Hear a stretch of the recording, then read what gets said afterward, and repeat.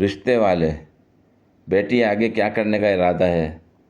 मैं, आंटी आपके जाने के बाद निम्को खाऊंगी। बिस्किट तो आपने छोड़ा ही नहीं।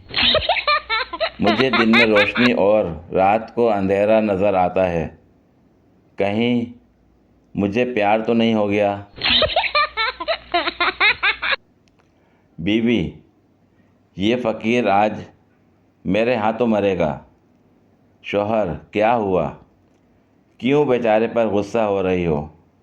बीवी, कल मैंने उससे सालन दिया और आज मुझे खाने बनाने की किताब दे गया।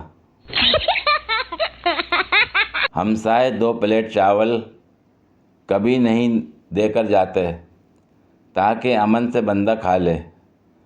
लड़ाई करवाने के लिए 1 प्लेट देकर जाते हैं।